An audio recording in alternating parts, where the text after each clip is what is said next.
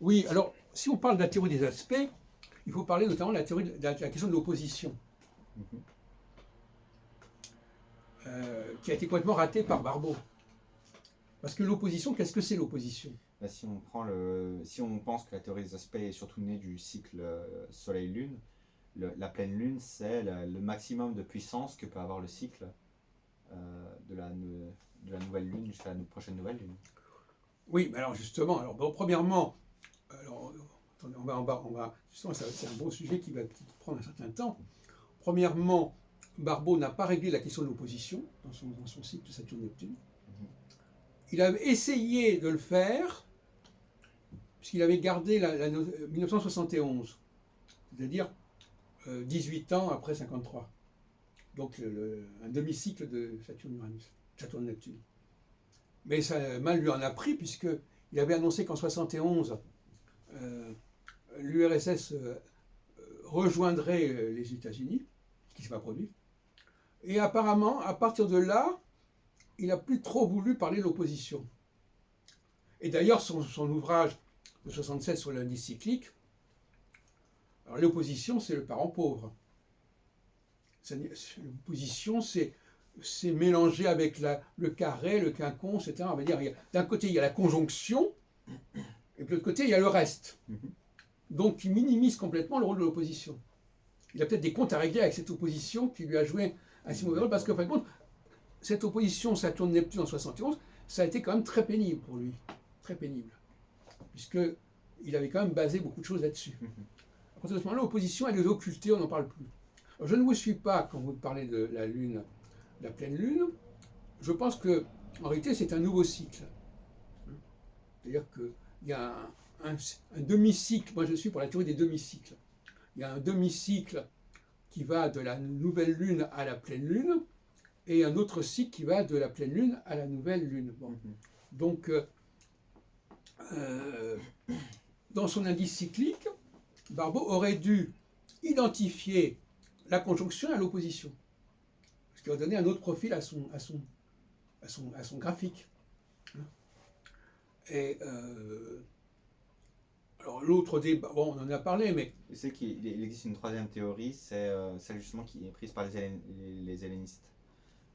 Les hellénistes, c'est en fait ce qui se base du coup sur le thème natal. La question c'est de savoir qui de l'ascendant et du milieu du ciel prend le pas. Il semblerait que ce soit le milieu du ciel et que du coup dans cette théorie cyclique, le moment le plus fort, ce n'est pas le moment de l'opposition, c'est le moment du dernier carré produit dans le cycle. Parce que la planète est alors en position dominante par rapport à la planète à laquelle se référence dans ce cycle. alors je vous répondrai, Le dernier quartier de lune, quoi. oui, je vous répondrai tout simplement, pour vous donner une idée intéressante, que le fait qu'il y ait que les deux carrés se ressemblent, montre bien on a des demi-cycles. En fin de compte, cette symétrie entre les deux carrés montre qu'en fin de compte, on a le même cycle. En fin de compte. Justement, chez les hellénistes, apparemment c'est une théorie qui s'est corrompue à travers les siècles après, mais il y a une focalisation sur les aspects droits et les aspects gauches, avec les aspects droits, celui qui est avant dans le zodiaque est toujours prédominant par rapport à la planète qui le Oui, suit. non, mais d'accord, mais vous pouvez nous raconter tout ce que vous voulez à ce niveau-là. Mais je vous dis que là, ce qui me paraît intéressant, c'est de dire effectivement que la symétrie des deux carrés montre que c'est la symétrie des demi-cycles. C'est pour ça que moi, je travaille sur Saturne, et que quand Saturne passe, que les deux équinoxes, c'est la même chose, les deux solstices, c'est la même chose. Et alors, petite parenthèse, une grande erreur d'André Barbeau, c'est de ne pas avoir tenu compte des positions zodiacales, ce qui ne lui permet pas de distinguer entre les conjonctions. Il y a une vidéo de André Barbeau avec Luc Biget, Oui. où justement Luc Biget parle des positions zodiacales, où Ah oui. en fait c'est la théorie de Alboubazar, mais appliquée à tous les cycles planétaires. Bah oui, Albumazar tenait un grand compte des positions zodiacales. Alors qu'est-ce que répond Barbeau? Bah, dans la vidéo, il répond pas. Oui. Non, mais justement, c'est qu'est-ce qui a amené André Barbeau à négliger totalement. Alors, André Barbeau, c'est un révolutionnaire de l'astrologie. Alors là, je lui rends hommage parce qu'il rejette le métalangage astronomique. Mhm. C'est-à-dire, il dit on ne tient pas compte du nom des planètes, parce que dans l'indice cyclique, on ne tient pas compte du nom des planètes. Mhm. On ne tient pas compte du nom des signes zodiacaux. Et donc finalement, il a voulu dégager l'astrologie de tout ce métalangage, intuitivement ou pas, de toute cette emprise du métalangage astronomique. Mais Et alors, donc, ça reste quand même, puisque ça reste ça reste Gouchon qui est à l'origine de ça, non? oui, non, mais bon, on peut même remonter avant Gouchon, on peut remonter à Castan, etc. Mais le fait est que lui-même, c'est comme extraordinaire, en 60, les années 60 ont été déterminantes pour André Barbeau, et même été des revirements complets, puisqu'il parle en 60, de sa crise mondiale, il ne parle pas du tout des concentrations planétaires, il parle encore justement, il parle de l'opposition Saturne-Neptune, et puisqu'il avait ce rendez-vous au bout de 18 ans. De même que d'ailleurs, je crois que c'était son frère qui avait dit que l'opposition d'avant était également significative, celle qui était 18 ans avant 53. Ce qui nous renvoie à 35-36.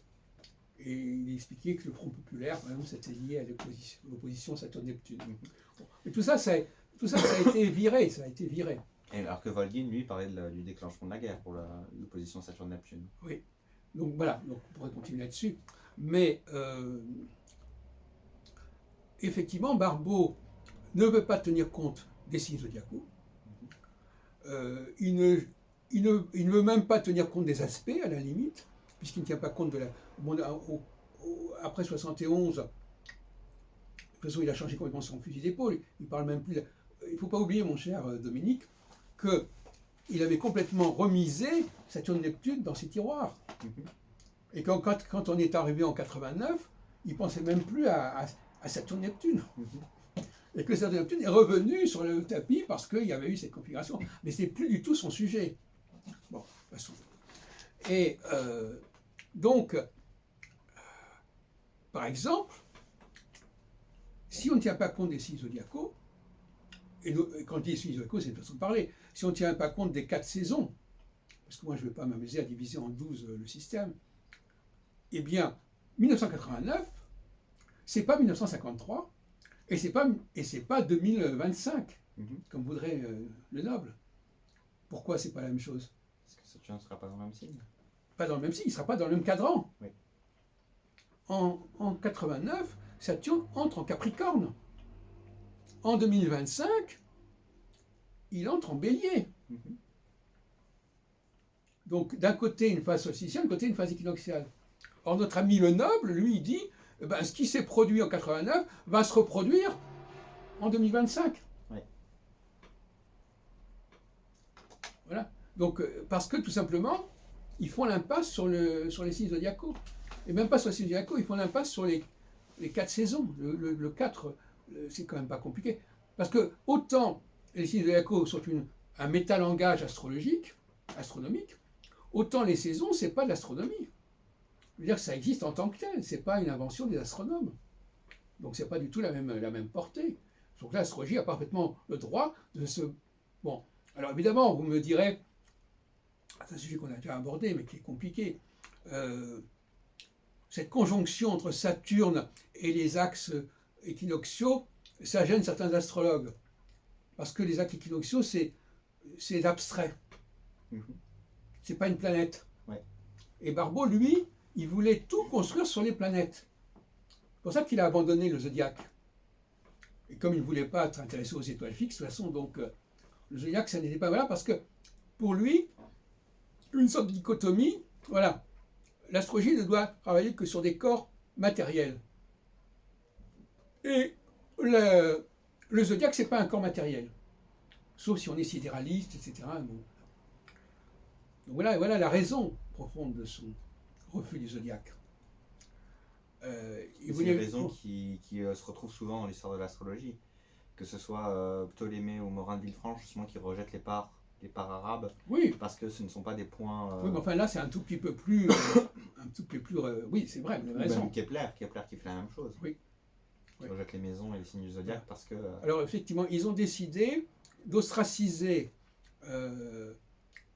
le zodiaque et même les saisons, parce que c'était pas des corps célestes. Mais il me semble que pour Kepler, j'arrive pas à retrouver la référence, mais il me semblait que j'avais lu une fois que ce qui dérangeait Kepler dans les signes du zodiaque, c'est pas tant qu'il y ait des signes du zodiaque en eux-mêmes, c'est que quand on passe d'un signe du zodiaque à un autre, le changement est immédiat. Alors que je pense que dans une Oui. idée où tout est en fait n'est qu'une question d'échelle, il ne va pas y avoir de passage immédiat d'un signe à l'autre. Mais Juste une là-dessus, d'ailleurs, je variation ne serais pas d'accord. Parce que le passage de la phase équinoxiale et solsticiale, il est quand même immédiat. assez brutal. Hein. Mhm. Oui, au contraire. Pourquoi? Parce que ça n'est pas dans le domaine de la nature. L'astrologie n'est pas de l'ordre de la nature. L'astrologie, c'est une sorte de rouage, d'horloge.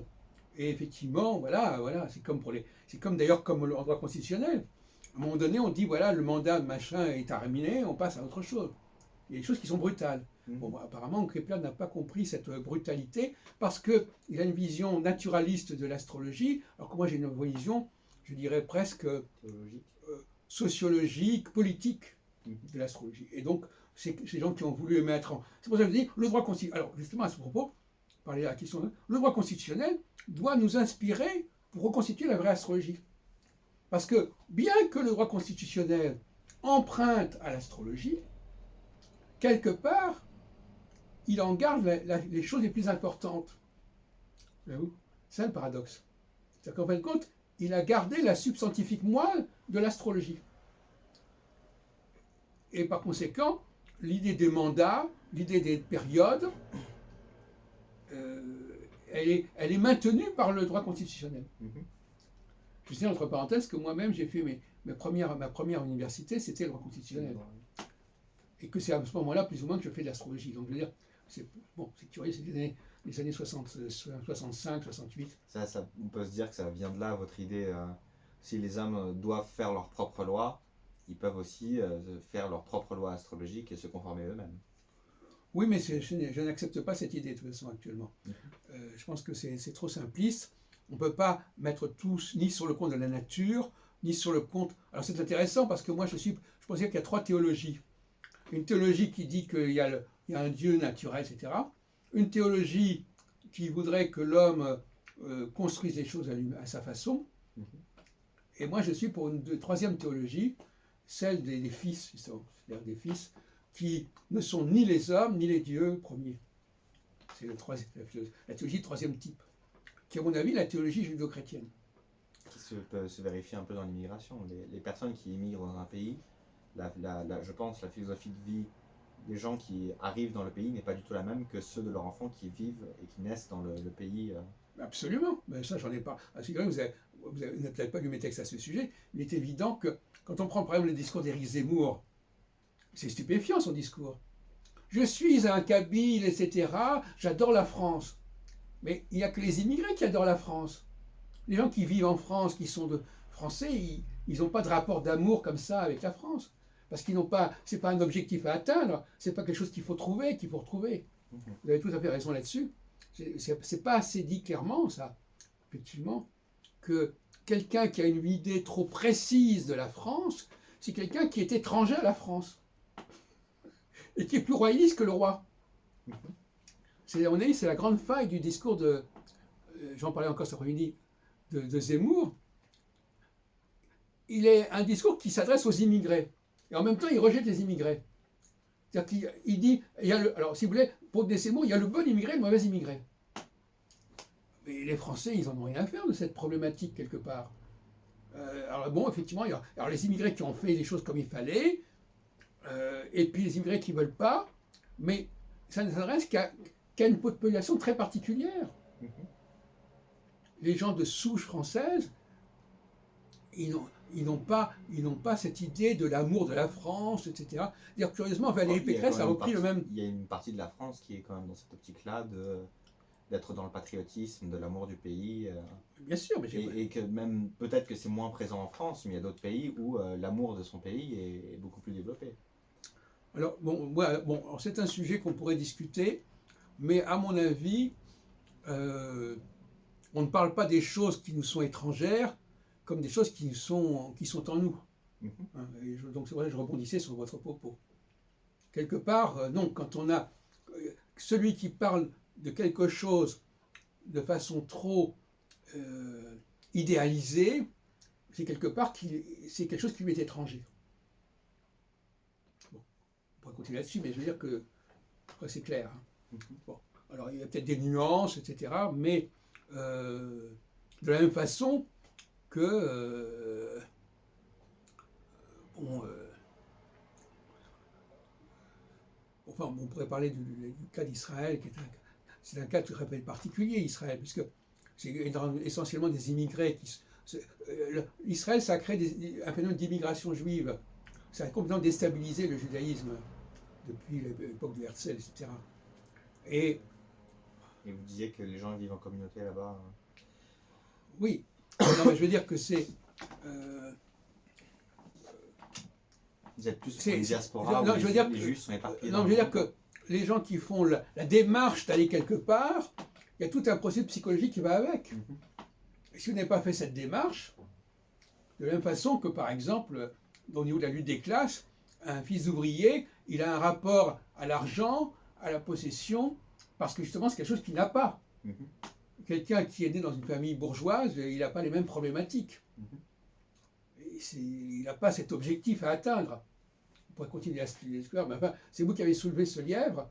On ne va pas rester trop longtemps là-dessus, mais c'est très important de rappeler cette question de la même façon que bon, toutes ces formes d'idéalisation sont suspectes de certaine manière. De toute manière, même l'astrologie elle-même, quand elle est trop idéalisée, pourquoi c'est comme ça? Pourquoi les gens idéalisent l'astrologie? Parce que, quelque part, c'est comme une bouée de sauvetage. C'est comme si les gens qui ils ont ressenti un manque, et l'astrologie, ils espèrent que l'astrologie va apporter la réponse à leur attente. Et voilà. Donc ils sont quand même plus réalistes que le roi, c'est-à-dire que ce sont des gens qui d'une certaine manière, elle le fait. C'est d'ailleurs la théorie de Geoffrey Dean. Je viens de télécharger un oui, article allez-y. Oui. de 2021, je crois, ou même 2022, oui. Où pour lui, l'astrologie, en fait, s'apparente vraiment à une religion, et que les gens, d'après lui en tout cas, les clients ou ceux qui consomment de l'astrologie n'en ont rien à faire de savoir si il y a un critère de vérité dedans. Tout ce qui est important, c'est que ça leur apporte du sens, et peu importe le sens, peu importe qu'une des milliers d'après lui, d'expériences qui ne valident pas l'astrologie, les gens s'en foutent. Ce qui est important, ce n'est pas la vérité, mais le sens. Oui, d'accord. Non, mais on pourrait continuer là-dessus. Par exemple, moi, je me demande pourquoi j'ai échappé à cela. Probablement parce que j'avais d'autres solutions, d'autres situations. Enfin bref, on pourrait discuter là-dessus, mais il y a des raisons sociologiques qui font qu'on va idéaliser. L'idéalisation, c'est déjà en elle-même un problème, hein, l'idéalisation. De même que l'appartenance, paradoxalement. Parce que, alors j'en avais déjà parlé à propos de la théorie des âges, justement, cher à Jean-Pierre Nicolas. Pour moi, l'enfant est dans l'idéalisation. Il est dans l'intégration. Il veut, on en a déjà parlé. Puisque s'il n'y a pas quelque chose en lui, c'est qu'il est à l'extérieur, et à partir du moment où il est extérieur, il le désire. Non, mais il a besoin, oui, c'est vrai. Comme il n'a rien en lui, il faut qu'il adhère à la langue, aux pratiques maternelles, etc. Mais le garçon, lui, il va se sevrer très rapidement. C'est-à-dire qu'il ne va pas continuer cette espèce de conformisme qui est féminin. Il va pas me refuser d'adopter certaines pratiques. Par exemple, dans mon cas, j'ai toujours refusé d'apprendre à conduire, par exemple. C'est un détail, mais il y a une volonté de dire j'ai pas envie de faire comme tout le monde. J'ai pas envie de me plier au modèle existant, etc. Et donc ça arrive beaucoup plus tôt chez les... Alors les garçons, à ce moment-là, ils vont chercher en eux-mêmes quelque chose, une énergie. Ils ne vont plus être dans la consommation, ils ne vont plus être dans le conformisme. Et je crois que les femmes ont beaucoup de mal à passer au stade du sevrage. D'où la consommation. La consommation, c'est aussi faire comme tout le monde, hein, consommer. D'ailleurs, il y a le verbe con de préfixe. Voilà, on consomme, et on est en admiration devant tout. Moi, je sais, par exemple, consommer la musique classique, bon, bah, c'est une consommation. Mhm. Et à force de consommer, à force d'être en adoration pour les choses extérieures, on n'arrive pas à travailler sur soi-même. On n'arrive pas à créer quelque chose par soi-même. Donc c'est un peu le même sujet. Hein. Et là, vous avez raison, c'est une sorte de vacuité quelque part.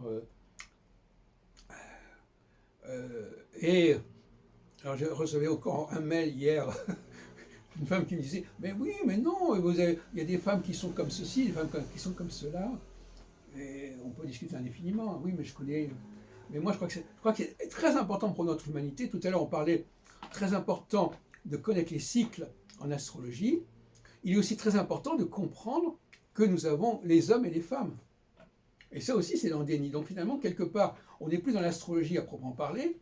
On est dans ce qu'on appelle l'anthropocosmologie. Mais il y a aussi là quelque chose qui ne va pas, qu'il faut rétablir. Une prise de conscience de qu'est-ce qui distingue l'homme de la femme. Moi, par exemple, j'en ai déjà parlé avec vous peut-être. La femme, elle est là pour encourager l'homme à se réaliser. Mhm. Elle le pousse, alors ça peut être son fils, ça peut être son mari, ça peut être n'importe qui. Il faut qu'elle croie en un homme, qu'elle sente qu'il a. Elle voit le destin de cet homme, quelque part.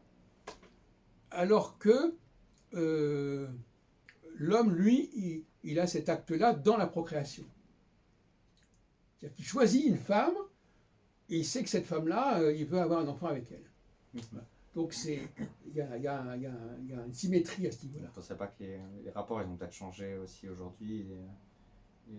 Les gens ne considèrent plus les hommes et les femmes de cette façon-là. Je ne suis pas d'accord avec vous. Je pense que bon, c'est un débat. Non, non, au contraire, je crois que c'est toujours comme ça.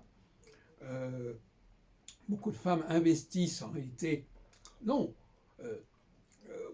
Bon, vous lancez ce sujet, on pourrait en discuter, mais beaucoup de femmes investissent sur leurs enfants, sur leur mari, et à tel point d'ailleurs que si on porte tort à leur enfant ou à leur mari, ça les rend hystériques. Enfin bon, peu importe, mais je veux dire que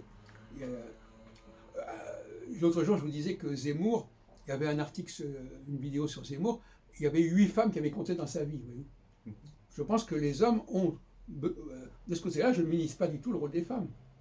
Au contraire, ce sont elles qui choisissent les hommes, quelque part, qui sont amenés à réussir. Donc je crois que très raisonnablement, dans un dialogue entre hommes et femmes, je pense qu'on peut faire accepter cette idée pas trop difficilement. De la même façon que l'homme, au niveau de la procréation, finalement, bon, il joue un rôle initial et puis après, ça lui échappe. Et c'est quand même la femme qui va accoucher et qui va garder. Bon. Non, je pense que je suis assez optimiste là-dessus. Je pense qu'il y a un accord qui peut se faire là-dessus et qu'il y a eu des malentendus. Parce que quand les gens ne savent pas quelle est leur place, eh bien, ils tombent dans un mimétisme. Donc, ils veulent être comme l'autre, etc. Bon, on tombe dans un problème de mimétisme. On ne finit pas.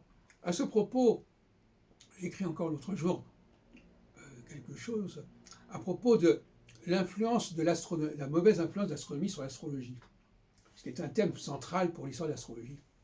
Et j'ai découvert encore un truc assez extraordinaire, c'est que le besoin de précision en astrologie est dicté par le besoin de précision en astronomie. Ce sont les astronomes qui ont d'abord voulu préciser la position des astres, etc. etc. Vous pensez ? Absolument. Pour les éclipses, etc. Les mathématiques sont inventées pour... Et au contraire, justement, aussi, on savait que les éclipses n'arrivaient pas tout le temps au moment où... Non, mais je prends un exemple, mais il y a par exemple aussi le Sotis, les crues du Nil, etc., enfin, tout ce qu'on voudra. Mais en tout état de cause, le souci... C'est pas parce que, selon vous, justement, c'est d'abord parce qu'on pensait que c'était des présages et qu'il fallait le prévoir au bon moment, plutôt que de dire, dans l'absolu, il faudrait savoir quand ça arrive, quoi, sans avoir de but caché derrière. Non. Ma thèse sur le métalangage, où on emprunte déjà le nom des planètes, parce que les astronomes avaient besoin de nommer les planètes. Ils ont pris des dieux en vrac, au hasard. Ils ont pris Vénus, ils auraient pu aussi prendre Junon, etc. les signes zodiacaux parce qu'il fallait localiser les planètes, et à mon avis, la précision dans les calculs pour savoir où la planète se trouve, où les astres se trouvent, etc. Et ce n'est que dans un deuxième temps que les astronomes ont récupéré cette idée de précision. D'autant plus qu'on voit bien à quel point, par exemple, j'ai discuté avec Roger Eke il y a 3-4 jours. Alors je lui disais, il était tout content parce que je lui avais dit qu'il y avait 15 ans d'écart entre 1948 et 1962. Oui, ça correspond à son cycle de TSV. Oui, c'est ça. Mais je lui disais, ça correspond aussi au passage à 2 positions solsticiales, avec l'entrée de Saturne dans les 2 cas solsticiales, avec 2 indépendantes, etc. Et alors, lui il me dit, ah oui, mais vous comprenez, vous, avec votre Saturne, c'est moins précis. Mais c'est ridicule. L'histoire n'est pas faite de... La nouvelle histoire nous l'a appris. L'histoire ne se réduit pas à des dates comme ça. C'est des événements sur la durée. Mais oui, non, mais même pas. Je veux dire que c'est ridicule de croire que... alors évidemment, comme l'astrologue traditionnel a besoin de faire un thème astral, il est obligé de choisir une date. Parce que sans cette date-là, il est perdu. Donc c'est ça qui le conditionne à choisir cette date-là, parce que c'est son outil de travail. À propos de cette différence entre date et période, je crois que je vous en avais déjà parlé, mais la découverte de la libération zodiacale par les astrologues américains du projet InSight. Pardon, la libération zodiacale, c'est l'espèce de... C'est la technique qui est très similaire au dasa. Ah oui, justement, c'est ça. Oui, moi j'attache beaucoup d'importance au dasa. Et du coup, là, ce serait en fait des dasas, mais occidentales, qui viennent de Grèce. Et moi, mais mon travail, c'est des dasas aussi, vous pouvez dire ça aussi. La théorie saturnienne que je développe, c'est des dasas. Et ça, j'en parle déjà dans... je suis bien que je suis très au courant de cette question des dasas, sauf qu'elle distribue évidemment le nombre d'années, c'est pas des nombres égaux d'années. Donc, j'avais même fait un exposé là-dessus, mon cher Dominique, en 69, à Bangalore, en Inde. D'accord. Oui. J'avais été invité à parler de ça. 76.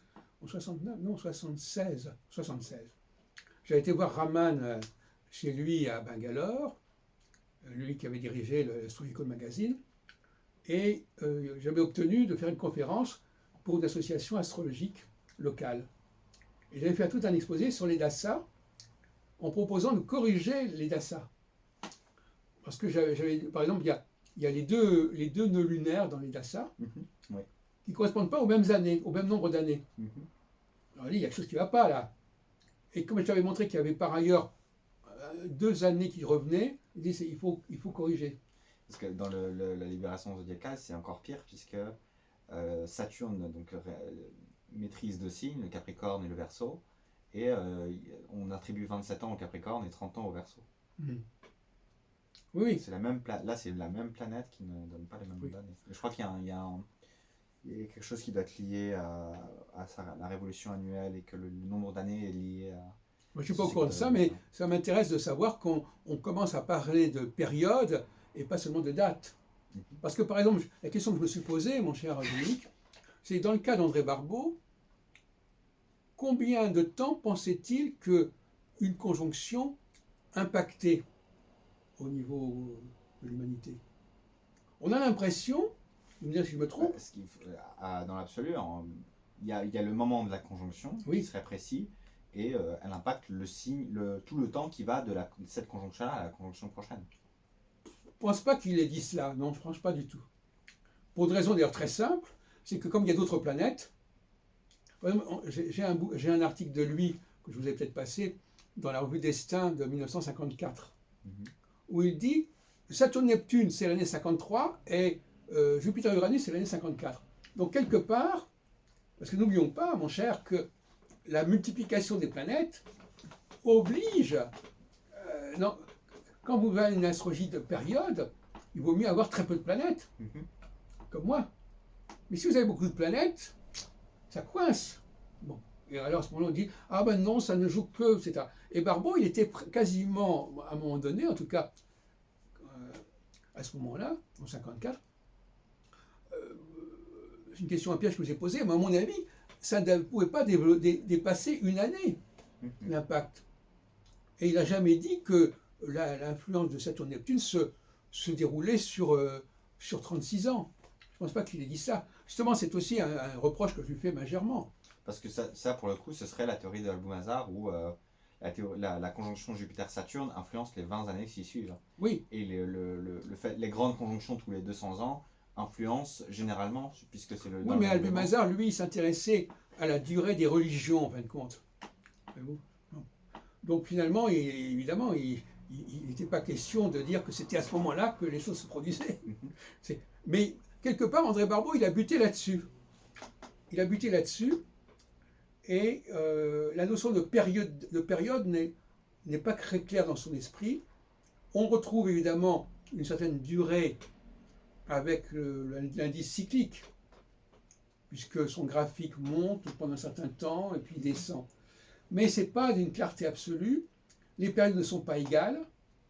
Et voilà, donc finalement, il a trouvé une sorte de moyen terme entre la date et la période, une sorte de truc qui monte, alors on ne sait pas, à un moment donné, la conjonction perd sa force, elle retombe dans l'histoire de carré, d'opposition, ça devient un peu mou, et puis après ça revient. C'est pas d'une très grande clarté.